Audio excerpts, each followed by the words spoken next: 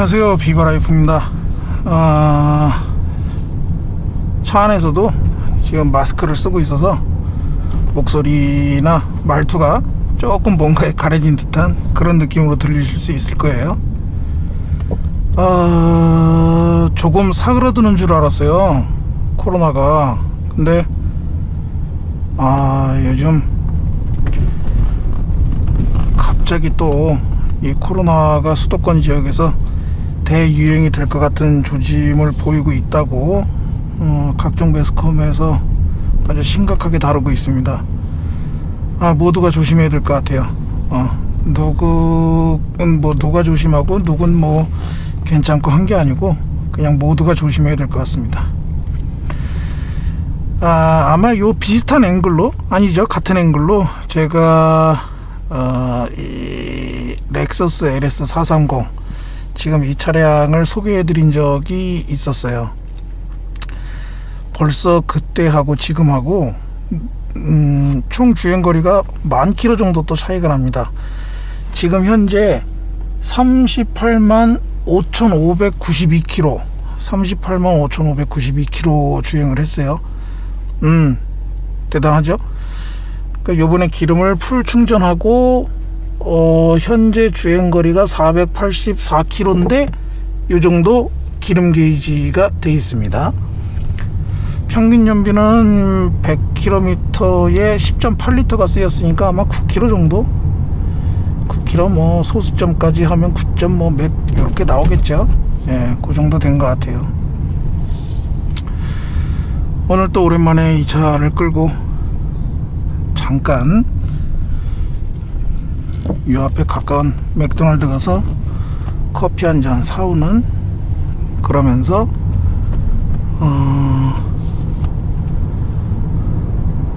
자질구레한 얘기들 자질구레한 얘기들 잠깐 해볼게요.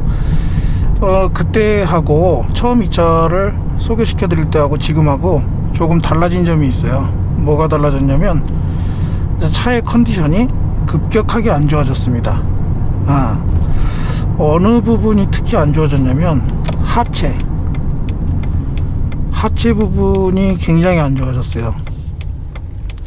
그 증상으로는 어떤 게 있냐면, 일단 노면이 조금 안 좋은 데를 지나갈 때 핸들이, 스티어링이 더더덕 하고 털어요.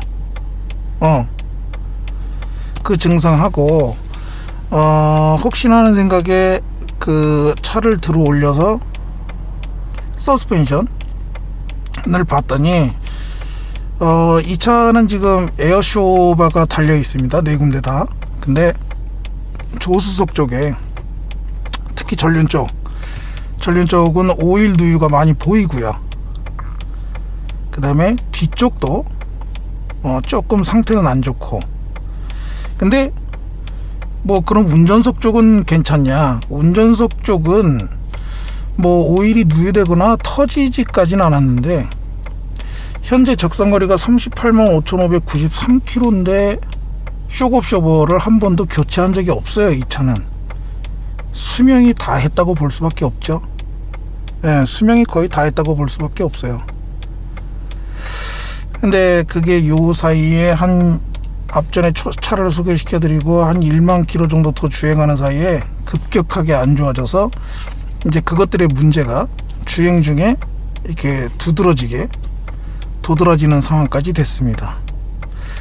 서스펜션은 서스펜션인데 특히 핸들이 약간 이렇게 그 터는 느낌이 있고, 그 다음에 고속 주행을 할 때 뭔가 모르게 계속해서 이 보타를 해야 되는 느낌.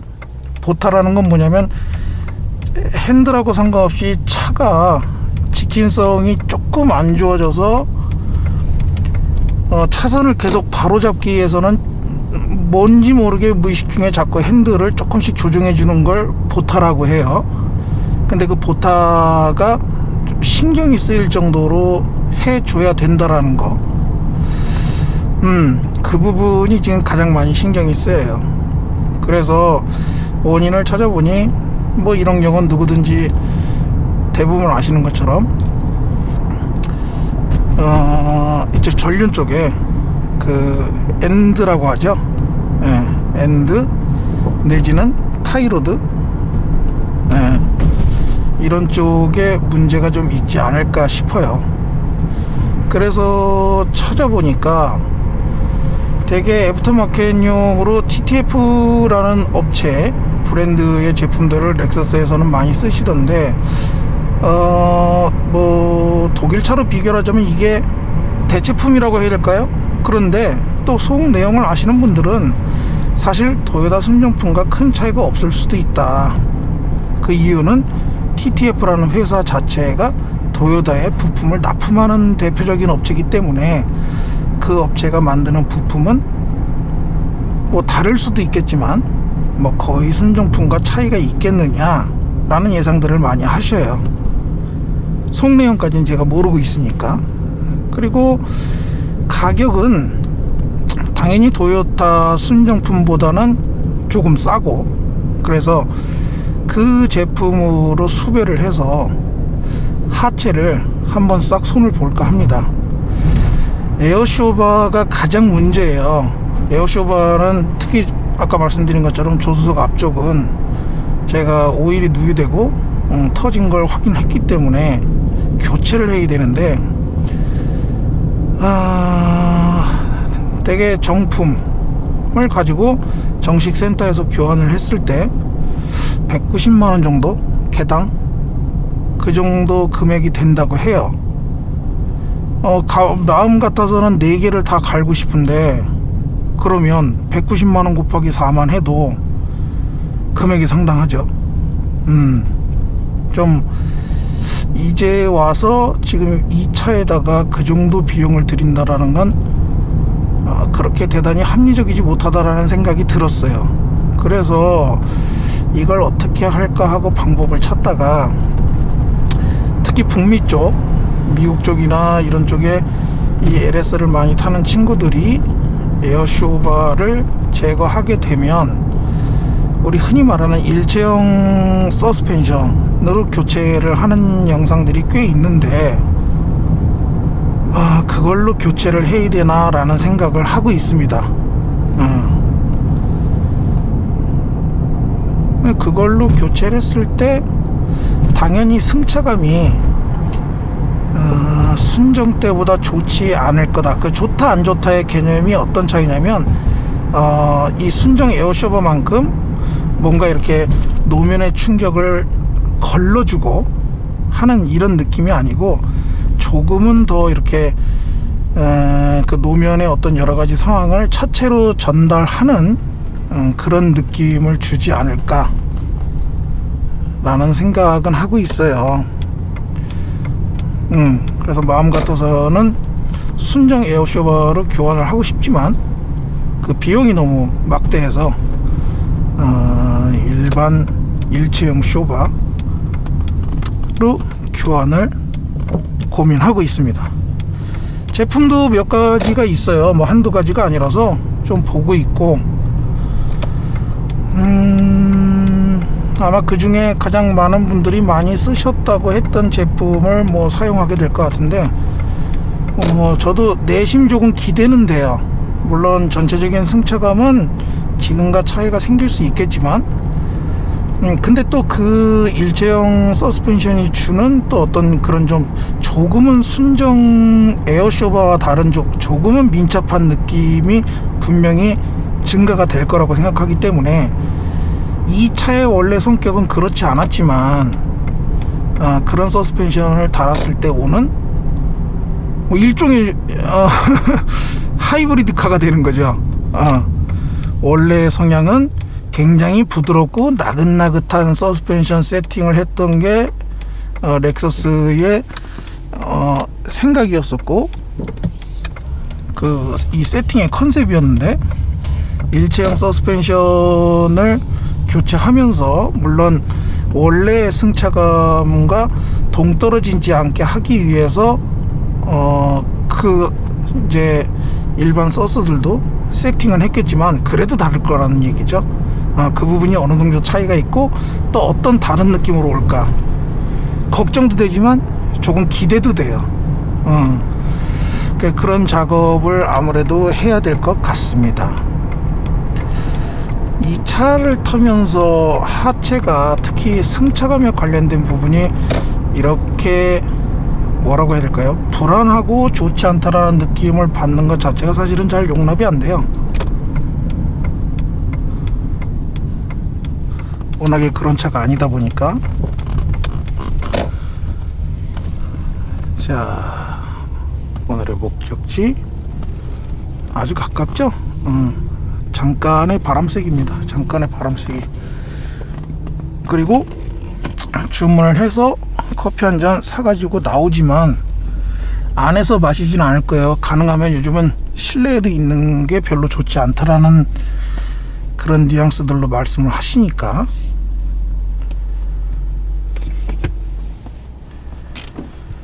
자, 잠시 다녀오겠습니다.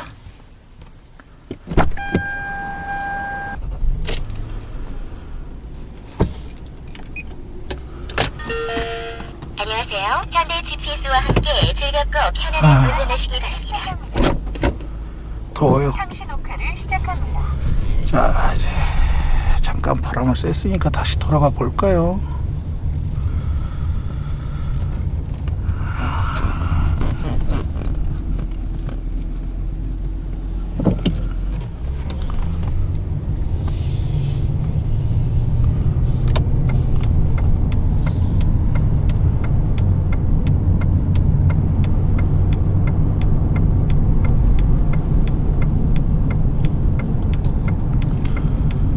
GPS 통신이 시작되었습니다.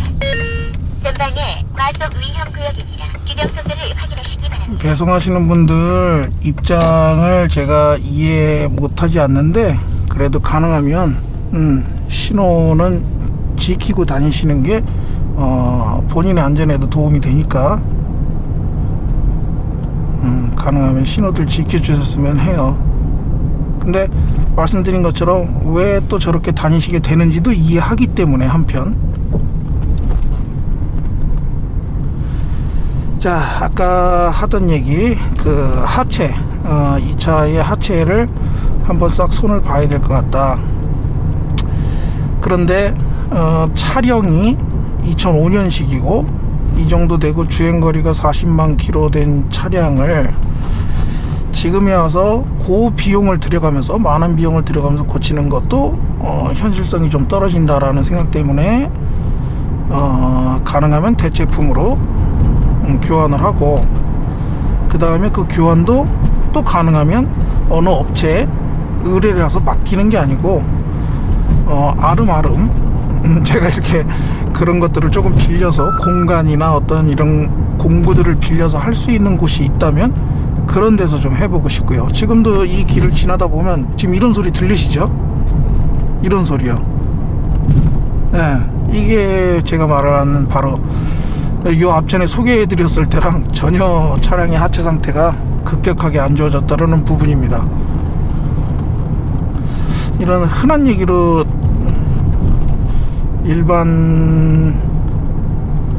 그러니까 이 차에서는 지금껏 느껴보지 못했던 그런 그 소음의 그런 승차감이에요. 예, 다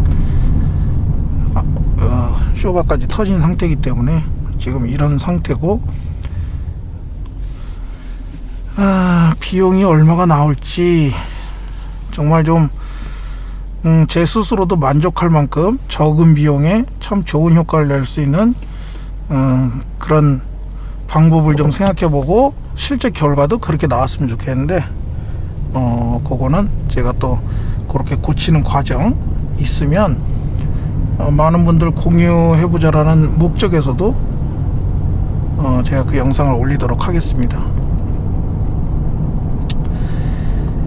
그리고 얼마 전에 이 차를 대신할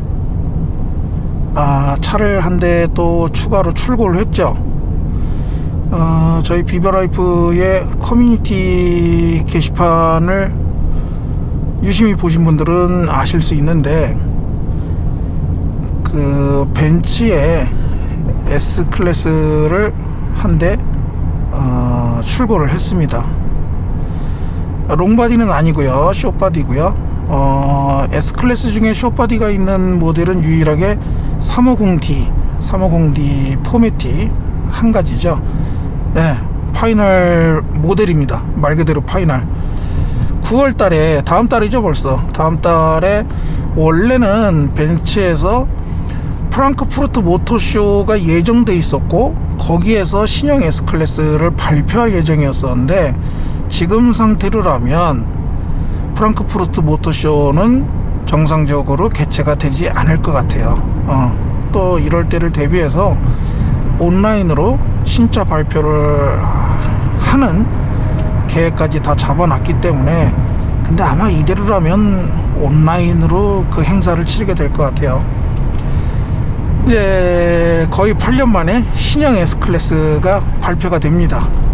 뭐 일부 기능이나 사양들, 어떤 내용들, 컨셉들은 영상이 이것저것 또 있기도 하니까 그런 거 찾아보셔도 좋을 것 같고요. 근데 왜 이 시점에서 파이널 모델, 흔히 파이널 모델이라고 하면 단종 직전의 모델을 왜 사게 됐느냐? 제가 생각하기에 단종 직전의 모델들이 갖고 있는 최고의 장점은 바로 가장 숙련된 상태에서의 조립 품질을 보인다라는 점이에요. 근데 뭐 벤츠라는 자동차 회사가 그렇게 뭐 차가 인재 개발됐다고 해서 뭐 조립 품질이 안 좋고 오래 만들었다고 해서 조립 품질이 좋을까? 라고 생각하실 수도 있는데, 제가 봤을 때는 메이커를 불문하고 분명히 차이가 있는 것 같아요. 처음에 나오자마자 차를 사는 거하고, 그것이 몇 년 지나서 차를 살 때하고는 분명히 소비자에게 다 알려주지 않는 무언가가 제조사에는 있는 것 같아요. 이렇게 쉽게 생각하면 이렇게 생각하셔도 돼요. 예를 들어서 지금 이 차를 조립하는 라인이 있는데, 그 라인에서 인재 설계도가 내려와서 처음의 위치에 익숙하지 않은 곳에 처음 나사를 받고 뭘 하고 할 때 하고, 한 3, 4년 똑같은 자리에 계속 같은 부품을 집어넣고 껴보고 맞춰보고 일을 하던 사람이 조립하는 거하고 단순하게 생각해도 조금 다를 거라는 느낌이 드시죠? 왜 우리 흔히 보면 저런 거 있어요. 지금의 벤츠 S도 초기에 나왔을 때 시동 꺼짐 현상, 뭐 핸들을 돌릴 때 핸들에서 이상한 소리가 나서 생기는 현상, 그런 것들에 대해서 제대로 메이커가 대응을 안 한다. 그래서 뭐 1인 시위를 하시는 분도 계셨고, 본인의 차를 이렇게 파손을 시키면서까지 어떤 그 항의를 하기 위해서 그런 모습들도 있고 했었던 게 사실이죠.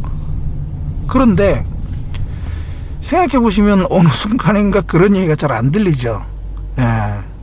생각해보면은 그 차가 초기에 나왔을 때 차들에서 그런 문제들이 있었고, 이상하게 한 4년이 지나서 한번 페이스리프트가 되고 난 다음부터는 무슨 얘기가 별로 없어요.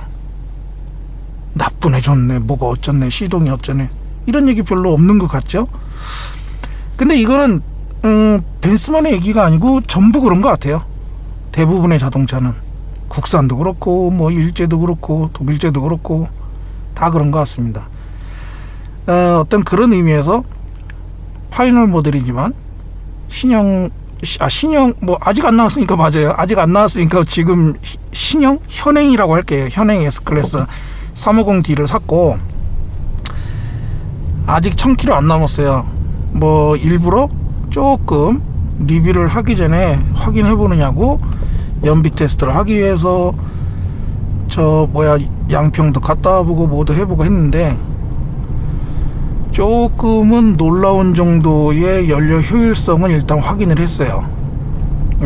저 혼자 타고 간 거 아니고 다른 분도 같이 타고 동승해서 가시면서 확인했던 연비나 이런 것들이 있으니까 뭐 그걸 그대로 제가 설명드리진 않겠지만 다시 한번 일상적인 주행을 해보면서 그 부분도 제가 체크를 해드릴게요. 믿으시든 믿지 않으시든 고속도로, 그때 양평을 갈 때 용인에서 양평까지는 고속도로 그날 180km를 주행했고, 총 거리는 양평에서 용인으로 다시 돌아올 때는 내내 지방도만 이용했어요. 비슷한 포맷이죠, 뭐 다른 거 할 때랑. 근데 고속도로 주행을 할 때 21.7km까지의 연비를 보여줬고, 순간 연비 아닙니다. 평균 연비가 21.7km를 보여줬고, 올 때는 지방도하고 시내길로만 왔어요. 그렇게 와서 다시 여기에 도착하니까 토탈 평균 연비가 16.9km가 나왔습니다. 16.9km. 디젤 엔진이죠. 경유차. 16.9km. S클래스예요. 조금 저 스스로도 이걸 뭐라고 설명을 해야 될까. 확실히 9G 트로닉의 어떤 그 고속 크루징에서의 연료 효율성을 좋게 해주는 효과가 정말 대단히 그 미션을 통해서 구현된 게 아닌가 라는 생각도 해봤어요. 왜냐하면 100km에서 8단으로 세팅이 돼 있고 110km에서 9단이 들어가던데, 110km 9단이 되면은 RPM 게이지가 정확하게 1200rpm이에요 110km에.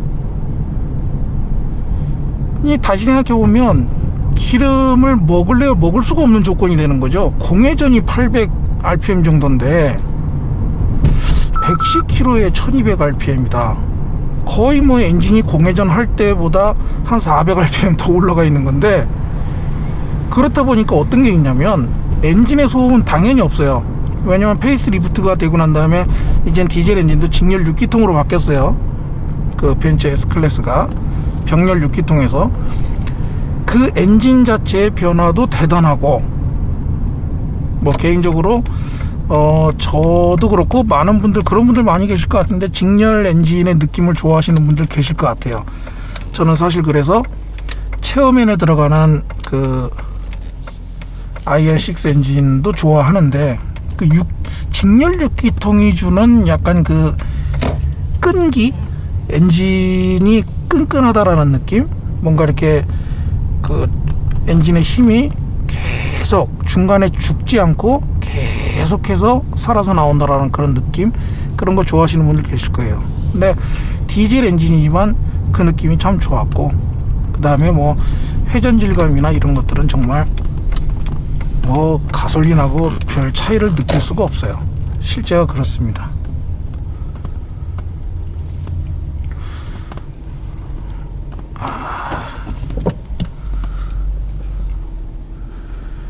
들어가면서 맥주 한잔 사갖고 들어가려고.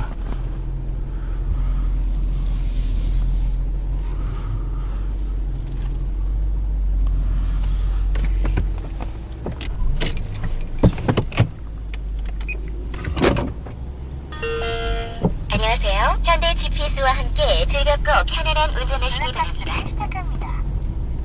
상시 녹화를 시작합니다.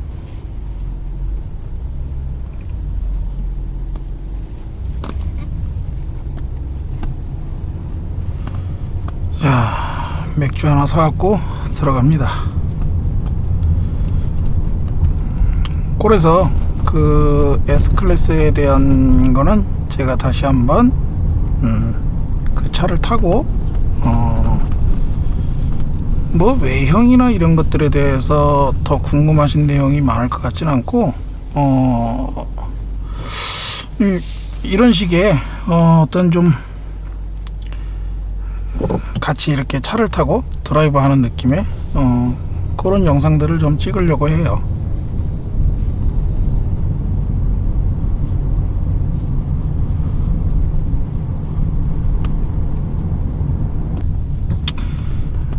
그리고 그 사이에 이 차 수리한 내용 중에 하나 또 재밌는 게 있어요. 연료 게이지 센서를 교체했습니다.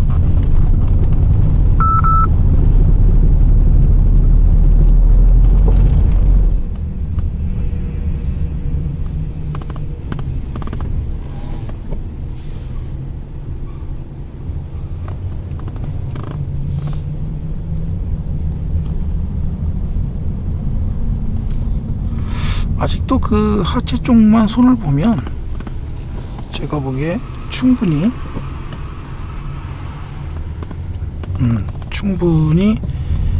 그 이동 도구로서 아직도 가치가 있다라는 생각을 해요.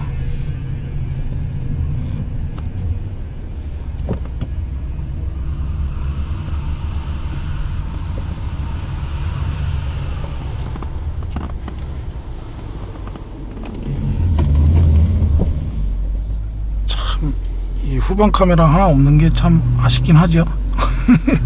이 당시에는 그게 뭐 흠이 아니었는데 지금 생각해 보면 참 굉장히 보편화되어 있는 그런 내용인데 이때만 해도 그렇지가 않았어요.